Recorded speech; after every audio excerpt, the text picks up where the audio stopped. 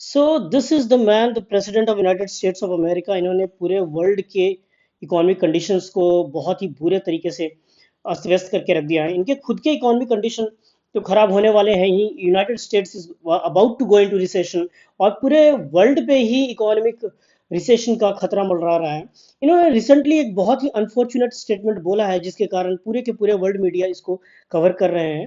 वो दिखाने से पहले I would like to request you to please subscribe, like and share to my channel to your on the Common Man's Club। देखते हैं कि world media क्या कवर करी है, उन्होंने क्या कहा है। जरा आप पढ़िए, देखिए CNBC टीवी 18 ने क्या पब्लिश किया है। इकोनॉमिक टाइम्स ने वही पब्लिश किया है। टाइम्स ऑफ इंडिया और क्यों इंडिया टुडे और हिंदुस्तान टाइम्स, ना केवल इंडियन बल्कि बिजनेस स्टैंडर्ड, वर्ल्ड के सारे ही न्यूज चैनल इसको कवर कर रहे हैं।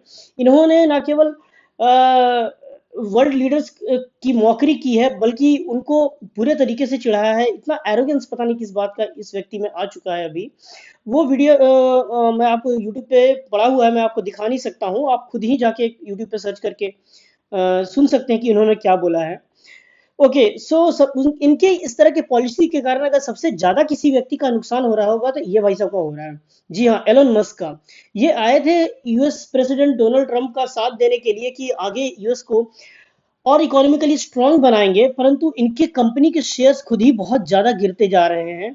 यूरोपियंस खास करके इनके कार खरीदना नहीं चाह रहे हैं। पूरे वर्ल्ड में ही इनके कारों का बहिष्कार हो रहा है। इनके शेयर्स बहुत ज्यादा गिर रहे हैं। सबसे ज्यादा नुकसान इस व्यक्ति एलन मस्क को झेलना पड़ रहा है, और इसके कारण प्रेसिडेंट डोनाल्ड ट्रंप और एलन मस्क के बीच में दूरियां बढ़ती जा रही हैं। सो फ्रेंड्स, यूरोपियन यूनियन ने तो इन्होंने ऑफर किया था इनको कि जीरो फॉर जीरो टैरिफ के लिए, कि तुम भी मेरे पे कोई टैक्स ना लगाओ, मैं भी तेरे पे कोई टैक्स नहीं लगाऊंगा। इससे क्या है, हम लोग दोनों बड़े फेयर डील करेंगे और हम लोग दोनों ही ट्रेड जैसा चल रहा था वैसे चलाते रहेंगे। परंतु यूएस के president he so arrogant, he says that कि you have to first pay us 350 billion euros for all the wrongs European Union has done to United States of America. पता नहीं वो किस रॉन्ग की बात कर रहे हैं, कि और कौन सा wrong United States of America को यूरोपियन यूनियन, जो उनका खुद का अलाई है, जिसने किया है। ये बड़ा ही दुखद स्थिति में एक वर्ल्ड का ओल्डेस्ट डेमोक्रेसी, इसका जो नायक है, जो प्रेसिडेंट है, इस तरीके से बिहेव करेगा, ये लोगों ने सोचा नहीं था। ओके, थोड़ा डिटेल जान लेते हैं यूरोपियन यूनियन के बारे में। बेसिकली यूरोपियन यूनियन आप लोग बहुत लोग जानते भी होंगे, फिर भी एक शॉर्ट में आपको डिस्कस कर दूं कि European union basically is a 27 is a group of 27 countries. European countries का एक ग्रुपिंग है, जिसमें हर चीज के लिए कोऑपरेशन होता है, for economic reasons, for piece के लिए, स्टेबिलिटी के लिए। यूरोप में इनके बीच में कोऑपरेशन होता है।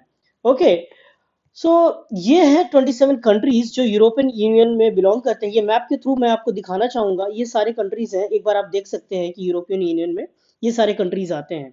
एक बार मैं आपके रेफरेंस के लिए रीड करना चाहता हूं कि इसमें कौन कौन से कंट्रीज आते हैं, starting from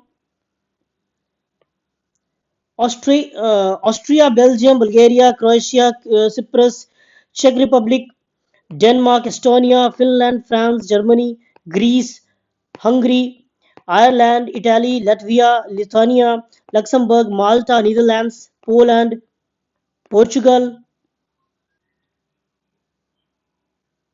Romania, Slovakia, Slovenia, Spain and Sweden. जी हाँ, ये 27 कंट्रीज का एक ग्रुप है यूरोपियन यूनियन, जिसमें आपस में इकोनॉमिक कोऑपरेशन के लिए, पॉलिटिकल कोऑपरेशन के लिए एग्रीमेंट है। राइट, ये आपस में तो फेडरल कंट्रीज हैं, लेकिन जब किसी भी वर्ल्ड फोरम पे रिप्रेजेंट करने की बात आती है, तो उस जगह पे चाहे इन्वायरमेंटल डील हो या कोई वर्ल्ड ट्रेड ऑर्गेनाइजेशन में ट्रेड डील हो रही हो, तो ये सारे कंट्रीज एक ही यूनियन बन के आते हैं, जिसको कहते हैं यूरोपियन यूनियन।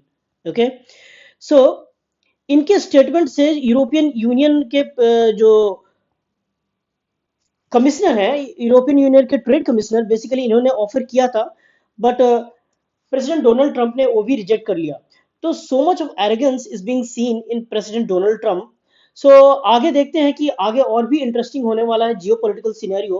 परंतु इस सब का मार जो है ना, कॉमन मैन पे ही झेलना पड़ेगा, चाहे वो डोमेस्टिकली इंडिया का कॉमन मैन हो, चाहे वर्ल्ड का हो। सबसे ज्यादा जिसको झेलना पड़ेगा यूनाइटेड स्टेट्स का ही कॉमन मैन होगा इन शॉर्ट टर्म।